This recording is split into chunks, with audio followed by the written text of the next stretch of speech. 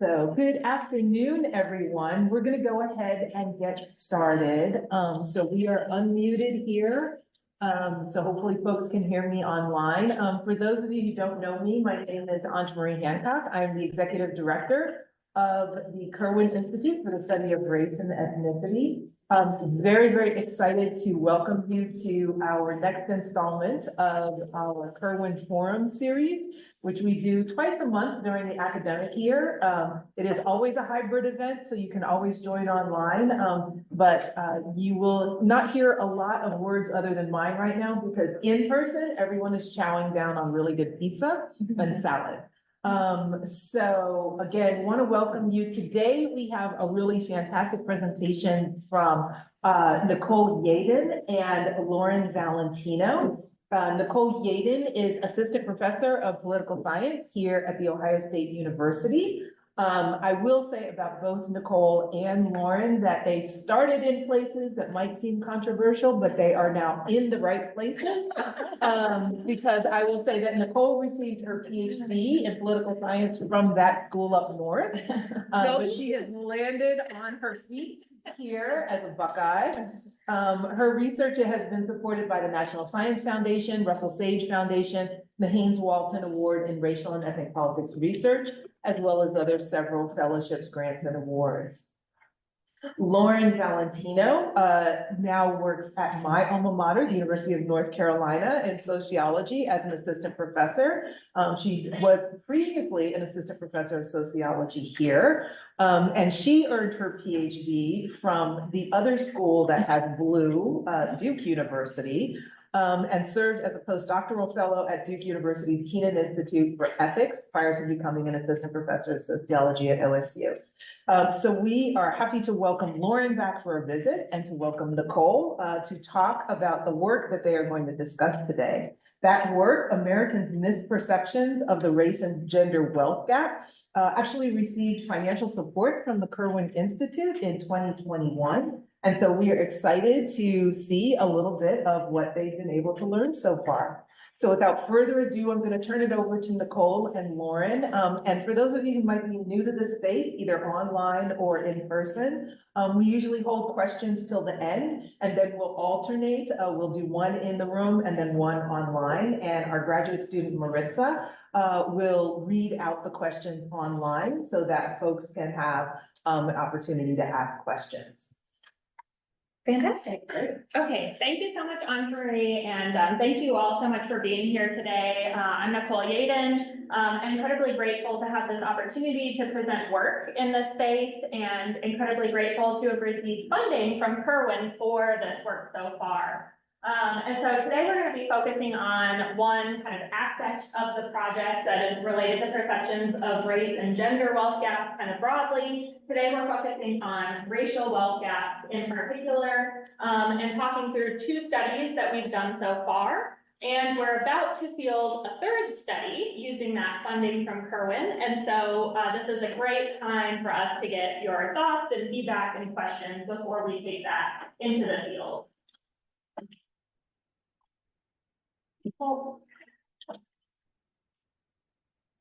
Okay. Are people able to see your slides? Let's see. No, it's fine. Okay. So to start, I want to give you some background with respect to understanding these kind of racial wealth gaps in the United States. And so here, we can see that racial disparities in wealth in the United States are quite large. And so drawing data from the Survey of Consumer Finances, which is kind of the gold standard overtime data with respect to wealth, we can see here that for every $100 in wealth that white Americans have, Black Americans on average have $13 in wealth, Hispanics have $18 in wealth, and other racial groups, which is the categorization used by the SES, have about $28 in wealth on average. So very large disparities. And looking over time, going back to the late 1980s through 2019, we can see that there isn't really much evidence that these wealth gaps are improving over time, right? They seem to be holding mostly steady. Here again, we scaled to white men's $100 in wealth, and broken down by race and gender subgroups. We can see these variations. The key takeaway here being that for both Black and Hispanic Americans, on average, much lower levels of wealth consistently over time.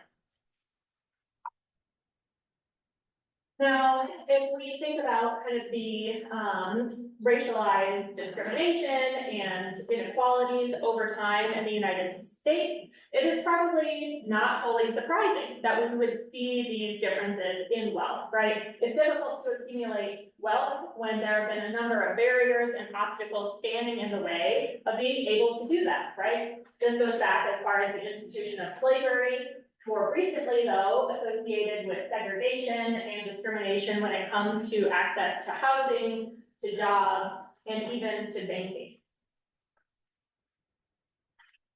And these consequences of racial inequalities in wealth are quite large and quite meaningful. So it's not just about wealth with respect to wealth, but that racial disparities in wealth correspond to health outcomes, including one's lifespan, the opportunities for intergenerational mobility, and various other ways that these disparities can manifest. So these are meaningful differences that are concerning. Perhaps more optimistically, though, scholars have pointed to a number of potential solutions to ways that we could help to kind of minimize these race-based wealth gaps. And the sources of these solutions kind of vary. So in some cases, these can be more kind of business sort of focused, for example, thinking about hiring programs or automatic enrollments in retirement plans when someone gets a new job. And in other cases, these can be more kind of focused at the government level, right? In terms of thinking about student loan forgiveness, baby bonds programs, or potential reparations as well. So hope is not lost that there are ways that these gaps could potentially diminish over time, and there are some strategies proposed for achieving those goals. So in this project, we take up two kind of primary questions. So the first being, to what extent Americans are aware of these racial disparities in wealth that I've just shown you on the last few slides. And then second, is it possible that we can educate people about these disparities in an effort to influence their levels of support for these various kinds of policies or more individual level behaviors on this issue? So in our first study, we want to get a sense of to what extent people are familiar with these. There's kind of a broader literature on this point that essentially shows that people are not very familiar with these disparities and the extent of these disparities in terms of their size or magnitude. But we want to reassess that and also see if there are any kind of demographic correlates that are associated with perhaps propensity to be slightly more or less accurate, to get a better sense of whether there are certain subgroups maybe that understand these disparities a bit better than others. So we conducted our first study using Lucid, which is an online convenience sample survey vendor. We had about 1,600 respondents drawn from across the United States. We conducted this study late December to early January of 2021. And we collected a number of different demographic information about participants in this study in an effort to look at those correlates that I referenced earlier.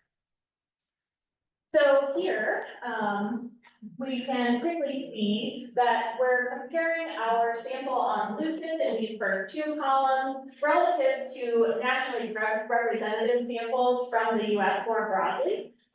Because we're drawing this convenience sample and trying to kind of generalize out of it, it would be great to see that there are kind of general consistencies in our sample relative to the national population. And so on the whole, the takeaway here is that our sample does look pretty similar on the whole to Americans on average and these kind of different demographic distributions of interest. So hopefully this provides some reassurance that although this is a convenient sample, it kind of largely maps on to what we would expect to see more broadly in the US. So what do we do with respect to understanding wealth gaps? So here we randomly assign participants to be asked one question related to wealth about one of three groups, either assessing the wealth gap between Black and white Americans, Hispanic and white Americans, or Asian and white Americans. So we do this drawing from kind of a standard question that has been used in this literature. So first, we provide a definition of wealth to participants to make sure that everyone's kind of on the same page here with what we're talking about. And then we ask this kind of standard question language. So using the slider below, please tell us, for every $100 in wealth the average white individual has, how much wealth does the average Black individual have? Or this could be asked about Hispanics or Asians, of course, as well. But we're asking participants to compare just two sets of groups, okay? And so what do we find in terms of these perceptions of these wealth gaps? So here we can see that we have this broken down by participants who are asked about the Black-white wealth gap, Hispanic-white wealth gap, and Asian-white wealth gap. And on the x-axis here, we've indicated what the actual wealth gap estimates are, as I indicated earlier in the presentation. So for example, with respect to the Black-white wealth gap, Black Americans have $13 in wealth on average relative to white Americans' $100 in wealth. But the participants in our survey estimated that African Americans have $75 in wealth, for white Americans $100 in wealth, right? So a huge difference between reality and perception. Similarly, for Hispanic Americans, the estimate is about $65 on average, when the reality is 18. And for Asian Americans, it's essentially perceived to be at a level of parity with whites, when in reality, the estimates are closer to about $28. So on the whole, people across the board underestimate the size of these wealth gaps. We consistently find across each of these questions that about 96% of people underestimate to some degree the size of these wealth gaps, and in many cases, quite a large underestimate. So are there kind of demographic correlates that are associated with propensity to be more or less accurate? So first, we're going to take a look at people who were asked about that Black-white wealth gap. And just to orient us here on the x-axis, on this left side, we're looking at people who were somewhat more accurate. They have smaller underestimates. And on the right side, people who are less accurate and have larger underestimates. I see some technical magic happening right now, so I'll pause for a moment. Thank you. Sorry, we're just trying to get so everyone can see that. Yeah, I appreciate that. No worries at all.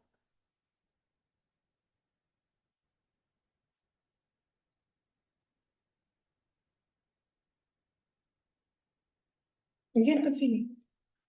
Continue. Is that the best you can do? Probably. I'm gonna find it. So what we can see here is that there are a few things that stand out.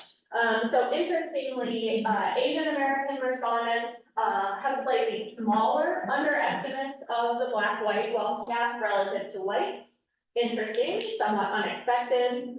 We can see that with respect to levels of education, perhaps paradoxically, it is actually people with a graduate level degree who are the most inaccurate in their perceptions relative to people with a college degree. So we might expect that people with higher levels of education would be more accurate or more familiar with these differences, but we don't actually find that's the case. We have a regional difference here of people living out west being slightly less accurate in their predictions than people living in the south. And more interestingly, from other businesses, we find that Republicans are more likely to underestimate the size of these wealth gaps, in this case, the Black-white wealth gap, relative to Democrats. So some interesting things happening here, perhaps not kind of a clear narrative that comes through just yet. Let me just click back over here. So next we turn to looking at that Hispanic white wealth gap condition. here we can see some kind of, some similarities and some differences, right? So here what stands out, older individuals are likely to be slightly more accurate in their assessment of the Hispanic white wealth gap relative to younger individuals. We see that same pattern with respect to education, that people with a graduate degree are less accurate. And even more strongly than in the black-white wealth gap condition, we see that people, Republicans, are more likely to have larger and underestimates of this Hispanic white wealth gap on average. And then finally, if we look at that Asian white wealth gap here, we have more kind of variation across the board, but one of the key things, again, is that partisanship plays a role, in this case with independents being somewhat better in terms of having slightly more accurate perceptions than Democrats when it comes to the size of this wealth gap. So overall, study one, I think, has shown us a few things. So first, that the overwhelming majority of people underestimate the size of wealth gaps. Remember that it was over 96% of people, and often to a very large degree. We saw that these misestimates were most dramatic for people being asked about the Asian white wealth gap and the black white wealth gap. And when looking at correlates, we found most consistently that it was political partisanship that was associated with these misperceptions. And in some other cases, some suggestion that levels of race or education and age, among others, played a role. So with this in mind, in our second study, we are interested in seeing whether we can craft some specific kind of survey language that provides information about these wealth gaps to individuals that can subsequently influence their kind of downstream support for various policies or wealth equalizing kind of behaviors. So to get some kind of background on this literature, we view there being essentially kind of three different types of efforts that scholars have pursued previously in terms of correcting these misperceptions of inequality. One of the most common ways scholars have gone about this is with respect to using what we would call kind of a numeric correction or intervention, which is often simply just providing some of those numbers that I showed you at the outset of the presentation. And studies that do this find that people update their information in terms of they are able to kind of regurgitate the size of these wealth gaps to some extent better after you tell them what they are. But it doesn't seem to have much downstream impact in terms of changing policy preferences or attitudes. We could imagine this is because we know people are not very good with numbers in general, right? So just telling them numbers might not be super meaningful in changing kind of bigger picture understanding.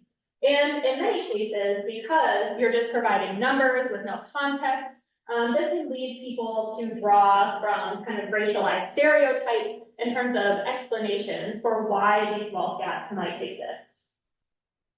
A second route that some scholars have gone is with respect to sidestepping this issue of numbers and instead using more of kind of a narrative approach. So instead of just throwing numbers at people, they would be talking about the ways that inequality affects a certain individual or a certain family to give kind of a more holistic understanding to people of the way that inequality can manifest. So again, these treatments can be effective in terms of increasing awareness of inequality, but they too don't really show much effectiveness in terms of downstream kind of attitudinal changes. Obviously, this approach has the advantage of not requiring people to be, thinking about numbers and things as opposed to the numeric condition. But it too can lead to these kind of more individual level explanations for why we see these wealth disparities. Now, the third approach, which we view as being the most interesting and the most promising and has been explored the least amount, is thinking about providing participants with historical context, background information to educate them about these issues and the root causes. And the studies that have done this have been fairly effective in showing that there can be kind of changes in how people respond to this information. For example, instead of making those kind of individual level stereotypical explanations, that we can see these kind of broader kind of structural explanations for the causes of inequality. And this, of course, also has the advantage of avoiding the kind of numeracy issue associated with the numeric condition. So that's kind of the state of the literature. So I want to give you kind of a quick overview of our design for study 2. So this study we conducted in fall of 2022, again on Lucid, using an online convenient sample of over 2,600 people. So participants were randomized into whether they were asked about Black-white wealth gaps or Hispanic-white wealth gaps. In this study, we dropped that Asian-white condition, which I'm happy to chat more about in the Q&A. And then after being randomized into one of those conditions, participants were assigned to one of 3 potential treatments. So a control condition, where they're just asked to estimate the size of the wealth gap, a numeric intervention, where we tell them the actual size of the wealth gap, or a historical context intervention where we provide some background information. And so I'll show you in the next slide what these conditions look like, but that's the general overview. And then everyone is asked questions ultimately related to perceptions of discrimination, the attributions of these wealth gaps, and support for various kind of policies or actions. I know we can't see it super well here, but these include variations of kind of individual level behaviors people could pursue, as well as potential different governmental responses, either at the federal or state level, or businesses taking up some of these efforts. So for participants across all of the conditions, we asked that same wealth estimate question that we did in study 1. So we provided a definition of wealth and then asked them to make a comparison between two particular groups that we identify. In this case, white individuals relative to Black individuals. For people in the control condition, this is where things end, and then they move on to those policy outcome questions that I highlighted. For people in the numeric intervention, they then would see on the next page, basically a reminder of, you just said that for every $100 in wealth the average white person has, the average Black individual had 45. The Federal Reserve estimate is actually $13. So here a little bit more detail, and this is actually kind of a novel intervention as well, even though it is kind of that simple, just a number. The prior literature in this field has not actually gone about doing a correction in this fashion. Typically, they will just provide participants with some information or a short paragraph that has these numbers, and then ask about perceptions of them afterwards, right? So we're having people estimate, and then we're telling them the actual number afterwards. So it's a slightly different way of going about this than prior work has typically done. So for people in the numeric intervention, this is where kind of the treatment ends, and then they move on to the post-test questions. Now for the people in historical context intervention, they see one more screen. And here we can see we provide 3 paragraphs to them. And this is the same for participants, whether they are randomized into the Black and white comparison or the Hispanic white comparison condition. But we provide some of this kind of background information about the root causes of these different racial wealth gaps, right? So referencing discriminatory uses of the GI Bill, issues related to home ownership over time, including restrictive covenants and redlining, the importance of accumulating wealth through home ownership, and being denied access to those opportunities. And hopefully, as you can see here, in some of these cases where things are underlined, we provide hyperlinks to nonpartisan, reputable news sources that talk about these issues, so participants can read further if they are interested, and hopefully provide some additional legitimacy that this is not just something that we have made up in this kind of survey context, right? In terms of those outcome measures, we asked about a number of wealth equalizing policies. Hopefully many of these look familiar to folks because they're drawn from, in many cases, those suggestions from scholars and earlier work about ways that we could reduce the size of these wealth gaps. And as I mentioned earlier, we use a split ballot design where participants are either asked about these policies being conducted by the federal government, state government, or by businesses. And we do this in part because there is some suggestion that perhaps people would be supportive of these types of policies, but they don't think that it should be done by government. And so here we're interested in testing if that is actually the case, and we find any support for that. And then in terms of individual behaviors, we ask to what extent participants are interested in joining a protest, volunteering, talking about these issues, or signing a petition after receiving the information that they did. So, what do we find? Overall, we find that the historical context intervention increases support for various wealth equalizing policies. We find that this works in different ways, though, for the Black-white wealth gap versus the Hispanic-white wealth gap. And so, for example, we can see the three different conditions here: control, numeric, and historical context. We can see that in the Black-white wealth gap, people who view the historical context intervention are slightly more supportive or express slightly more interest in engaging in those individual behaviors, like signing a petition or talking to family and friends about this issue.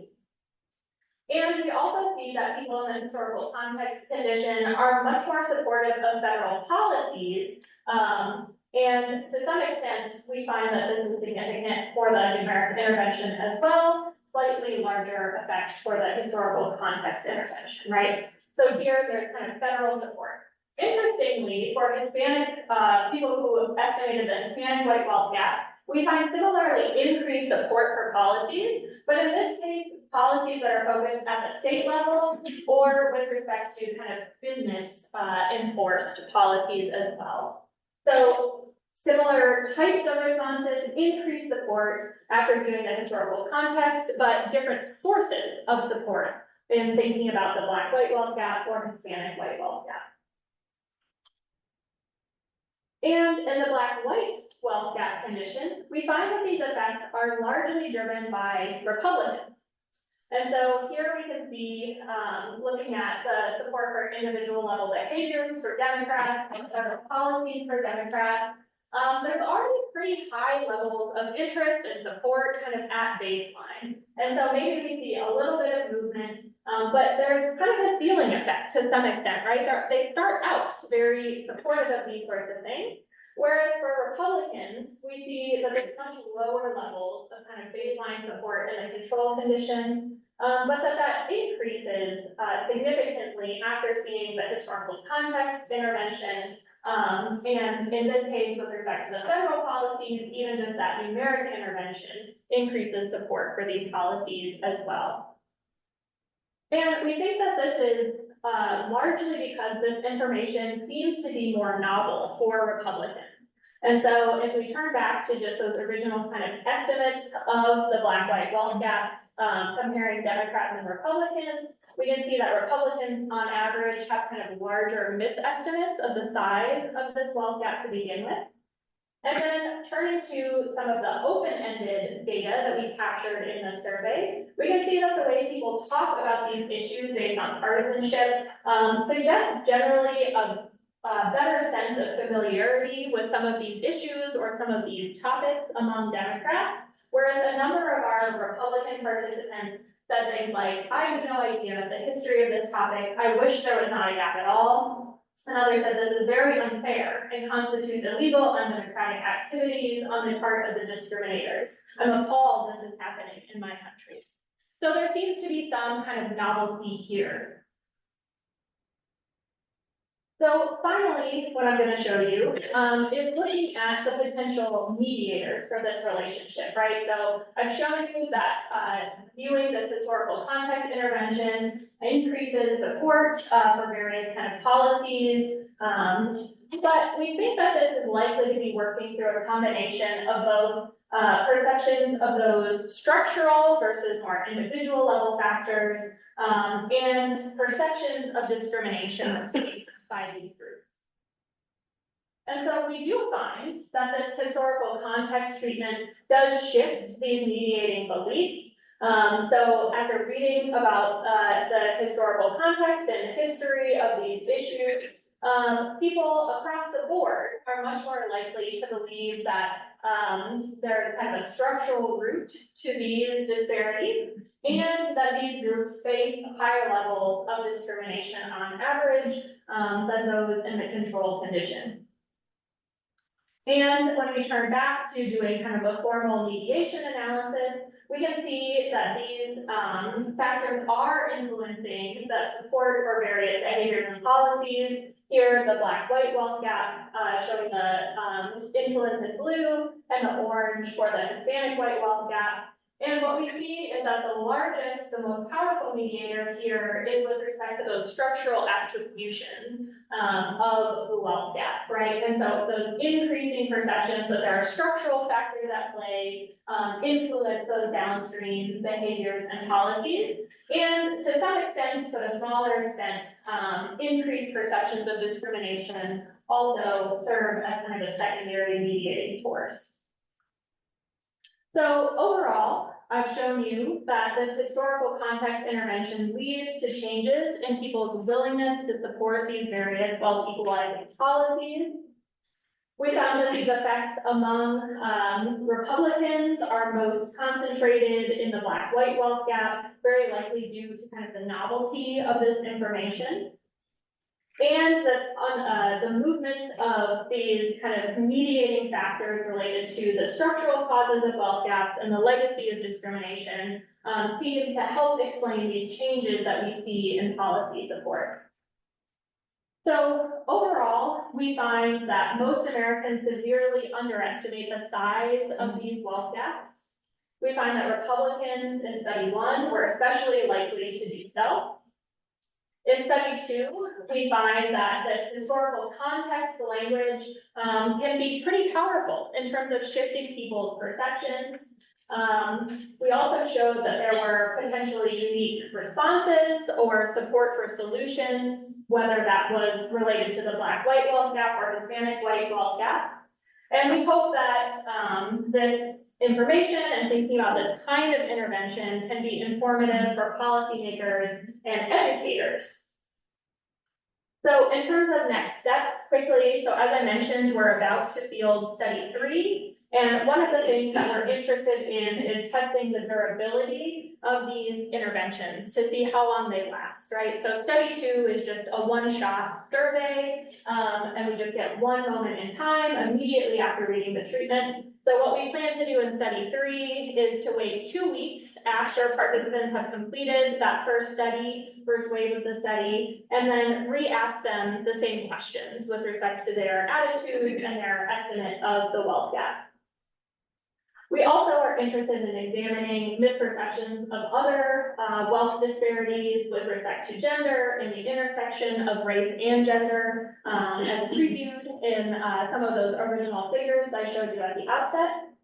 And we're hopeful that other scholars will continue to take up this work in other domains. And we don't expect that this is unique, or the potential power of this kind of intervention is unique to wealth gaps in particular, right? But could be used across different forms of inequality to update people's thinking and understanding of these issues.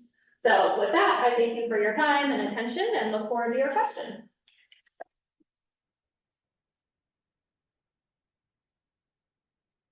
So yeah, as we mentioned, we'll start with a question in the room if there's one, and then we'll just alternate between online and questions as we're in the room. I'm assuming you don't mind calling on. Yeah, that's fine. Do you want to join me for Q&A? I saw a timid hand over here. Yes. Yeah, so I'm currently reading a book called Cultura and Cash by a Latina financial analyst named Gigi Gonzalez. And she said she wrote the book because she realized that a lot of mainstream like financial gurus like Dave Ramsey don't understand the communal dynamics of communities of color, like how, for example, it's not uncommon for an extended family member to ask, who has bad credit, to ask you to co-sign for a loan. Yeah. And therefore that could damage your credit if they, default on the loan. And so do you think if more people like that you always see interviewed in like mainstream media, like Dave Ramsey, were more culturally competent, that would like educate the people like in study too, who are completely unaware of these disparities, and also help people in communities of color who are struggling with these issues?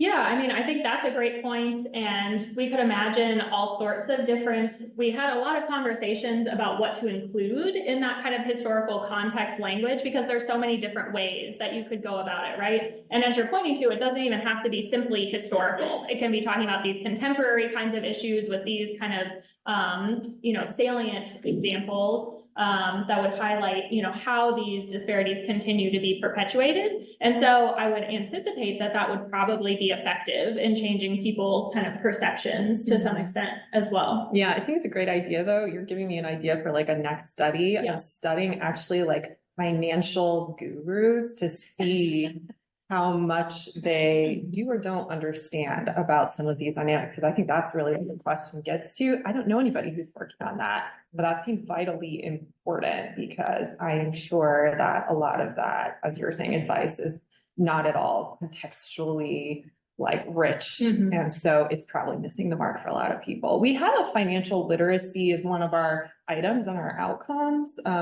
And so I remember we were like, we're not sure we should include this or not, because it feels a bit like an individualistic solution to a broader structural problem, right? And actually that's something that you find when you talk to people about this issue is like, of course, one of the racial stereotypes people draw on is like, oh, people just aren't spending their money wisely, right? And it's like, well, I mean, how much does that matter when you have like these broader historical forces that are really shaping these disparities that matter in ways? So that's what we focus on, the historical context. Thank you. Marissa, any questions on that?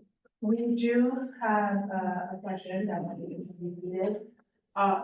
People in the room would like to know if the PowerPoint would be made available to attendees.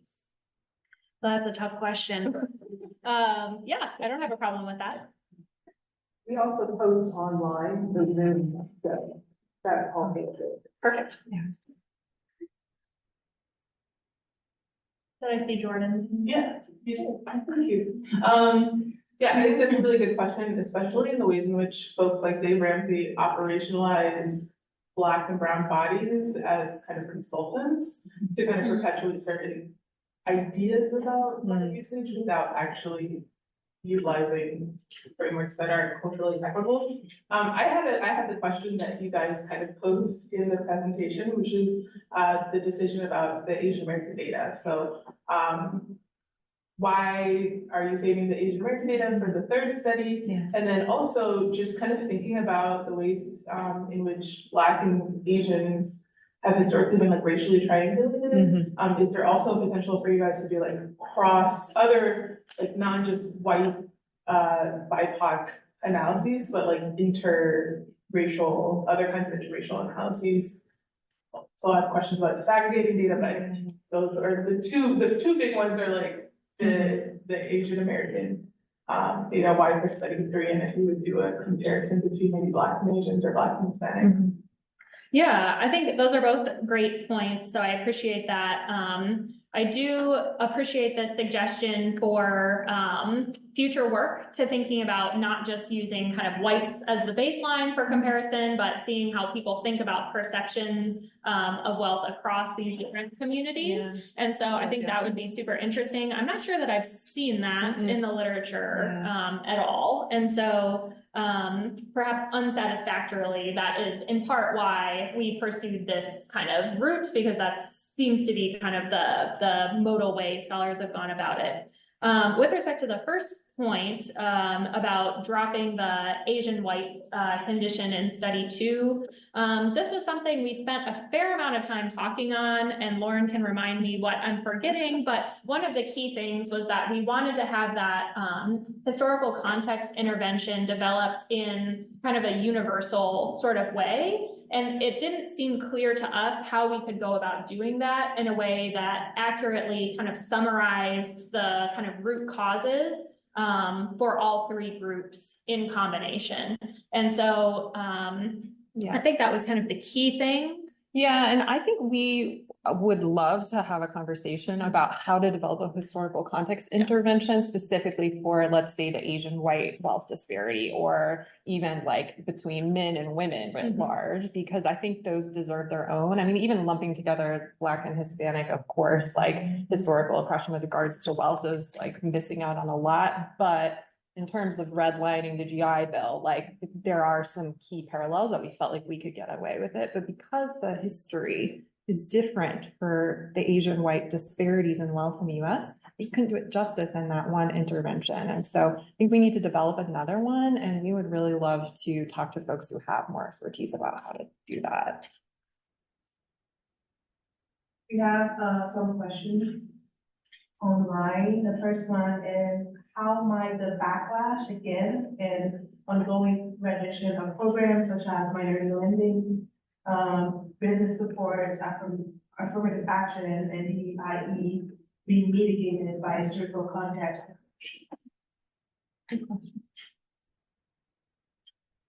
Well, I'll just start by saying we were initially worried about backlash effects with our historical context intervention. And as you can see, we've stumbled upon some surprisingly good news that we don't see backlash effects. And so we're a tiny bit hopeful that by informing people in this very careful way that you can potentially mitigate against backlash effects among the groups you would most expect, in this case, Republicans, who are the most likely to really misunderstand the nature of these wealth disparities.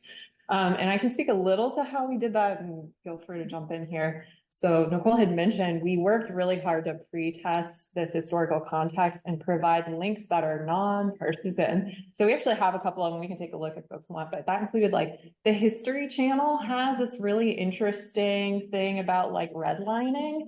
And so we felt pretty confident that, okay, it's not like this is, you know, from, I don't know, the Kerwin Institute for the Study of Race and Ethnicity, you know what I mean? Like some organization that could be read as being partisan in any way, shape, or form, regardless of whether that's actually true. So we think that with this very careful pre-testing and vetting of these kinds of sources, that this kind of work can be done to actually mitigate some of these potential backlash effects that we're seeing more broadly politically. I don't know if you have other thoughts on that, because you're the political scientist. Yeah, no, I think that's a great question. And I mean, I think this gets to, in some ways, kind of the bigger picture conclusions and hopes that this kind of intervention could be used across contexts, and that there's no reason to expect that it's unique to wealth gaps in particular. And there is some evidence. So as Lauren mentioned, there was maybe like a decade or more ago, there was this kind of sense that there were these people dig in when they get new information that goes against their prior beliefs, and that this was perhaps especially prominent among Republicans. I think some more recent work seems to pretty strongly suggest that's not the case. And so I think this project seems to kind of fit pretty well into that broader literature. It's not focused on wealth gaps, but just kind of correcting misinformation in general. And there's even some recent work by a colleague here at OSU and poli-sci studying attitudes about climate change that finds very similar patterns. Republicans are actually the most receptive to receiving kind of factual information about climate change, in part because they come from just like a very different baseline sense of what climate change is and these sorts of things. So I think, you know, thinking about support for affirmative action or minority lending programs would be other great contexts that I would expect this sort of intervention to potentially be valuable. Yeah, and one more thought on this, just because it's giving me a lot of ideas, is part of the way we developed the historical context intervention was talking about the way we teach these issues in our undergraduate classes, because undergrads often come in and we want to talk about racial inequalities. And this is one of the starkest examples that you can sort of show in a way that undergrads will understand. So we were like, okay, how do we explain this to undergrads at a very like simple introductory level, right? And so that, to me, that's part of the power of this and why I think we both feel passionate about it, is because it shows the value of education when done like very carefully, right? But there is a backlash precisely against educating people about these historical facts, right? And so that's a bigger part of the picture that we think is really important and shouldn't get lost in this conversation. Yeah, in the back, and then we'll come up here. It kind of builds off of what you're talking about. I'm wondering if you're interested in measuring who delivers the education. Because I do think like there is a backlash of this in like an educational setting, right? And then you're talking about like policymakers and potentially like a community group or something like that. I'm curious if there's like a better messenger for this information for specific groups. Yeah, I think that's a great question and sounds like another wonderful project. Yeah, so I appreciate all of this inspiration for like 3 book projects or something like that. But yeah, I mean, I think that's a really good point, and speaking in part to Lauren's emphasis on us trying to be really careful about the sources that we choose. Obviously people see when they're completing the survey, it has like the OSU like header associated with it. And so we could imagine that maybe people would have different responses if there was some other organization that is providing the information, or, the specific links that we used are maybe all from the New York Times or, Wall Street Journal.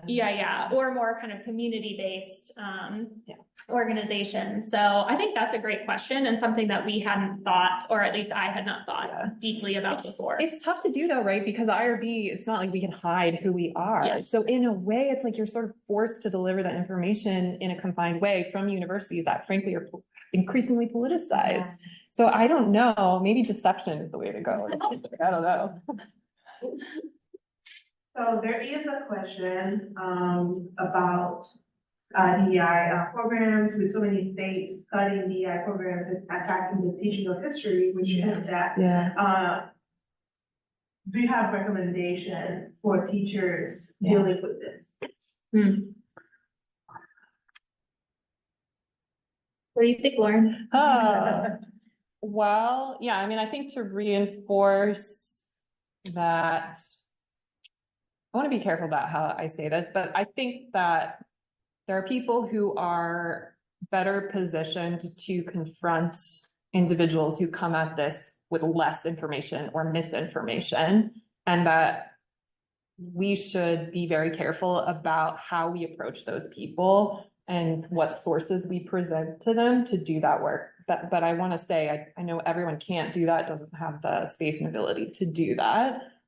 So I would say that's one solution that comes directly out of this work. Again, like we mentioned, we thought very carefully about what sources can we use to try to share this information with our participants that won't spark a backlash. So I think that's one potential option. I'm trying to think if there are any others that we could derive from our work here. Yeah, I think it's tough. I mean, I think in some ways, in thinking about at the level of like teachers responding to these issues or addressing them in the classroom is just really difficult, because in many ways it's a much broader issue, right? Of like this push in the political moments that we're in away from DEI and making DEI like a bad word that we shouldn't be saying. And so, I mean, yeah, I think it's a challenge on kind of the individual level. And you hope that people with more power are the ones kind of standing up. So those kind of individual level people in the classroom don't have to do kind of the legwork and face the potential backlash. But one thing I want to remind us of is, we found actually that people with graduate degrees are the ones who have the biggest gap between perception and reality of these racial disparities as well. So in some sense, that suggests folks like us are the ones who need the most education on this topic, which is, I think, good news. I do not want to burden K-12 teachers any more than they already are. And maybe that's not actually the best space for us to invest our energy and efforts. And instead, we need to do maybe efforts to reach professionals like us who work in spaces where, I mean, I've been trying to think about like, how do we claim this graduate, level finding? I think part of it is that a lot of these professions look diverse on the surface. And so people make inferences about things being more egalitarian than they really are. But I would love to hear other folks' thoughts on that. And so I think those are actually ripe spaces where organizations like the Kerman Institute, like people like us who study this topic actually can make inroads. Yes. Hi, I have a question about the methodology used for the second study. Mhm. So I have noticed that there's a length difference between the numeric narrative and the historic text informations. So maybe people, like for the historic text information specifically, you provided a lot of links and people can explore more. Potentially they have spent more time engaging with that information specifically. And that could be a confounding variable in your design. I was wondering if you had data on how much time is spent on each message so that you can build in into your model to control for this message. Can I just add in, because I was gonna ask about click-through? Yeah. So even if you don't have the time invested, you have click-through, like who clicked through, who didn't, and whether or not there's any differences there. Yeah, so we do have information on which participants looked at some of those links. The folks in this room probably will not be super shocked to hear that it was a pretty small number. Yeah. I think maybe like 8%, 10%. I think it's 7. Yeah. So not a ton of people spending a lot of time clicking through our meticulously chosen links. But that doesn't mean they didn't hover over the link yeah. though to see like what the source was. We had no way of capturing that. Yes, exactly. In terms of the time of length that people spent on the pages, I think we captured that metadata. We haven't looked at it. Yeah, but we have not looked at it. Yeah. So I appreciate that, that suggestion. I mean, I think in some ways it's just kind of inevitable. It's hard to think about how to make the numeric condition kind of comparable in length to the historical context condition. Yeah. But in these platforms where you have survey takers who sign up to do these, like a lot of people do them all day long. And so it's kind of like they're just clicking through in a sense. And so I wouldn't expect huge differences actually between our conditions, but yeah, I appreciate the suggestion to look at the timing data because we must have it. Yeah, we set that up. There's another study design related question. Yeah. Can you talk a little bit about using the word wealth? What does that mean in the study? And do you think survey participants define it in the same way? I think a lot of respondents might associate it with wealthy, which could be problematic perhaps. So that's the question. What is the understanding of the participants of the word wealth? Yeah, I mean, I think that's a great question. And the difference between wealth versus income, I think is not necessarily super commonly kind of known or understood. And so that's in part why when asking people about wealth, hopefully, as you can see kind of on the top of the screen there, we do provide that kind of definition of wealth for participants so that we're trying to kind of equalize and make sure that we're all on the same page, we understand what we're talking about. And yeah, we don't make an explicit comparison to income, but we're very clear in focusing on wealth in that definition. And we actually included a manipulation attention, I don't know what we called it, check in the design where we asked people, what comparison have you been asked to make? And we included income. And so we actually tossed out everybody who said income. So we don't think, because sometimes when we present this work, we get people saying, oh, it looks like people maybe just misunderstood. And like, it looks like the estimates they gave are closer to the racial income gaps. And it's like, I don't think that can be it because we kicked all those people out who weren't paying enough attention to know that we were really asking about wealth. And as you can see, we do define it here. We took this language from previous work. So I mean, I take the point that, yeah, how much are people really internalizing these definitions? I think it's an open question. Yeah, I saw a question back here and then I'll come back to Jordan. Yeah, I was just curious, kind of like going off of that, and so I see obviously that you do mention like property as an element of it, but I also know that like, you know, the presence of like house poor, individuals, especially in like rural Black communities in North Carolina. You might have looked at a little bit more, but, like, how much kind of space is there in this research and in this, design specifically to kind of touch on what different types of wealth people have? Like, is there a conversation that you guys had or to be had in general about how people understand the source of wealth across, demographics?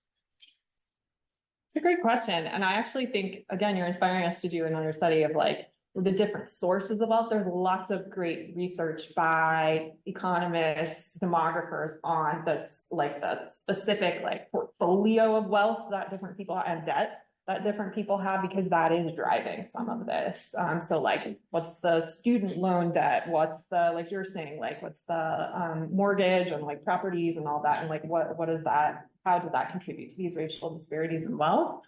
So I think there's probably a way you could get into that and ask that and see how much those perceptions play into people's understandings. That said, I'm always nervous about that because I just think, like we mentioned, people are very innumerate and like surprisingly financially illiterate. So to ask them to make these kind of guesstimates, like at a certain point, you sort of wonder, like, are people just picking things randomly? Like, I don't know. Yeah, no, I agree. So I think that's an interesting question for future potential work, but not something that we're able to really speak to with the current project. So there's a question about stats. I remember a study saying Black family wealth was 50% of white wealth and asking a potential explanation. Can you say that again? So someone in the chat is saying that they remember a study saying that Black family wealth was 50% of white wealth and asking for potential explanation. Okay. Yeah, our estimates are at 13% rather than 50. So I'm not familiar with that particular study, but I don't think our estimates, we pull ours from the Survey of Consumer Finances, which is the gold standard of wealth research from 2019. So I wonder if that study might be from a different time period or there are different ways to measure wealth. And so again, that's sort of the domain of demographers and like social stratification scholars whose work we build on, but don't necessarily directly engage with. So if that person has a citation they want to send us, that we'd be happy to take a look. Yeah, I agree. I would be super interested to see what that is. I'm not familiar, I mean, because there are different kind of estimates from scholars who have used different data sources, but I'm not personally kind of familiar off the top of my head with anything that suggests a 50%. That seems really high. Yeah. But I would be very curious to read that study. I think Jordan had your hand up. I'm okay with somebody else talking about billion. I did have a question. I really liked this talk, not unsurprisingly. But I wanted to come back to the distinction that you all found between the Black-white impact of the historical narrative on federal support versus the Hispanic-white impact on state level support. Wanted to hear what your intuitions were. I mean, and I guess one of them I thought about as you were talking about future studies and other areas where you could test this kind of theory that you all are in the process of building, which was around immigration and just thinking whether or not, and so I guess the question outside of what your thoughts are and what you think is going on here was around just some of the, you know, control data that you collected in terms of either opinions about things like immigration or kinds of stereotypes and, you know, whether or not folks who are subscribing to certain stereotypes might subscribe to stereotypes of Blacks but not Hispanics or vice versa, or whether or not you saw any kind of thing like that as driving what might be the federal versus the state support. Because as a policy person, it makes perfect sense, right? Because there's all this federal policy that has been framed as, you know, to Schneider and Ingram, the target population is Black, right? There's been all the state policy, at least on the front of immigration, right? And DACA and undocumented, that the policy target is framed as Hispanic. So that's, I was just wondering what y'all thought about that. Yeah, I think that's a great point and a great question. And I mean, we kind of our kind of post hoc, I think, rationalization is consistent with Yeah. the stuff that you're kind of suggesting, and particularly because we see support for kind of increasing those like behaviors as well as the federal policies associated with the Black-white wealth gap. I think there's this kind of broader sense of federal interventions into the history of kind of racial discrimination against African Americans in particular, and associations perhaps of protests specifically. Whereas with respect to thinking about Hispanic Americans, it's a much more piecemeal sort of, set of policies and things across the country, across different states. And so that was kind of, where we landed. Yeah, we haven't done too much work trying to unpack the mechanisms driving it, but I think that's a great point that there's a lot more to be done there. But we were inspired by some work by Nicole, about like how people see different solutions to inequalities. That's actually, we just kind of threw that in as like, well, why not? And so then we were interested to find these differences between the different sort of solutions people see for the Black-white versus Hispanic-white. But yeah, we need more work to be done on really pinning down why. There is another question about population, How do authors look at the unique disparities for Indigenous Americans? Good question. Yeah, that's a great question. And unfortunately, a really difficult one to answer, because often, so like in the survey of consumer finances that I showed you at the outset, comparing whites, Blacks, Hispanics, and other racial groups, those are the extent of the categories that they are able to offer. So this makes it challenging to get a really good sense of what exactly is happening, because there's so much variation and heterogeneity of all the other people that are lumped together into that other kind of category. And so this is something that we talk about in the first publication from this project of having better data and having better measures that allow more kind of fine-grained examination would just provide so much value and insight to understanding these dynamics and how they vary across different groups. Yeah, and that's true for Asian Americans as well. That's part of the difficulty and why we just like couldn't in good conscience include them in study 3, is because even the Asian white wealth disparities and estimates themselves are still so high because we don't have good data on these smaller subgroups. So actually we need a lot better data collection for these groups. And that's a frustration that we have with the SCF, intersectionally as well. This was a big challenge we had with this paper, is the way wealth data is collected is at the family unit. So that doesn't really allow disaggregation by intersectional categories that we know matter so much in shaping stratification. And so it becomes then very challenging to try to estimate gender and racial gender disparities in wealth. And we need better data on that. And so that's a big thing that we are hoping to push for in the future. But as you all know, this data collection is incredibly challenging and resource consuming. So I'll have to be something down the road in the future, but that we really hope will be done. Have you guys heard or been able to see if AAPI data has those numbers? So they specifically focus on just data for Asian Americans and Pacific Islanders. Oh, okay. So AAPI data, at least some data based on like wealth. Oh, cool. And they tend to disaggregate also the data amongst Asian groups, because there can be high variability between different groups within the kind of cluster of how we define Asian. Thanks. Yeah, absolutely. That's a great suggestion. I'm not familiar with that data, but we'll definitely take a look at that because that sounds really valuable. Karthik Ramakrishnan and Janelle Wong run that data. Yeah. Oh, cool.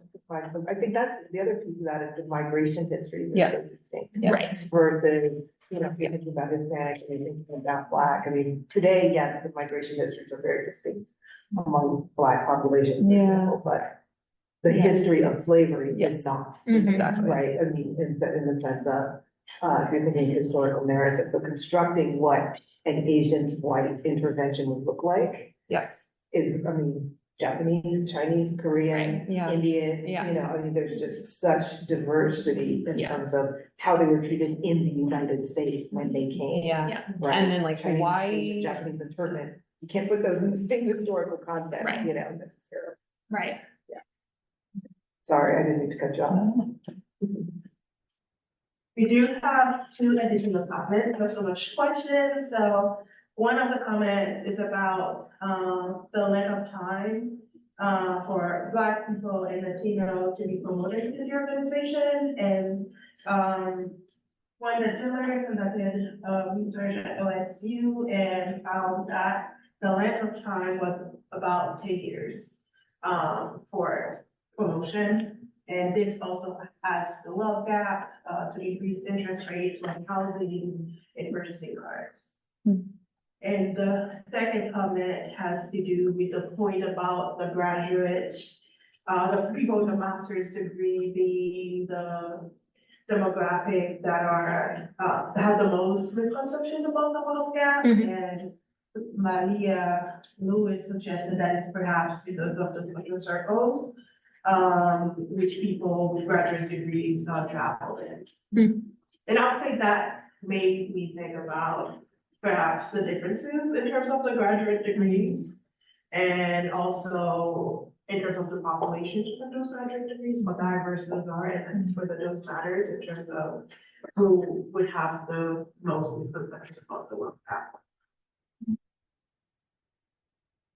Yeah, I mean, I appreciate both of those points, and certainly thinking about, things like length of time to be promoted or, potential opportunities for kind of upward movement, social mobility in general. I think, it's completely right to be included under this umbrella of things that can contribute, to the continuance of these, disparities.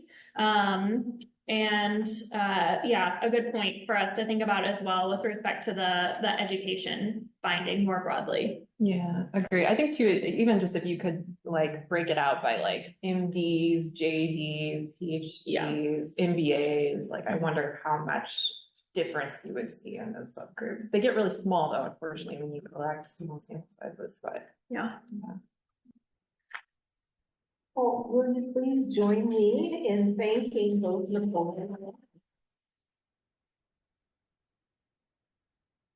So I'm gonna invite everyone to, first of all, if you're in the room, take some pizza home with you. But our next Kerwin Forum series will be on May 16th.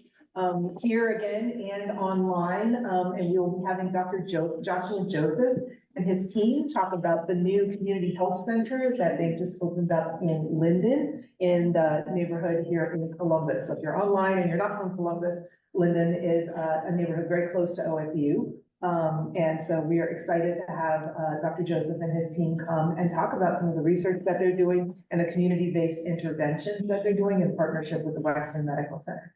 So thanks again, and thank you both again. Thank you. Thank you. Thanks for that.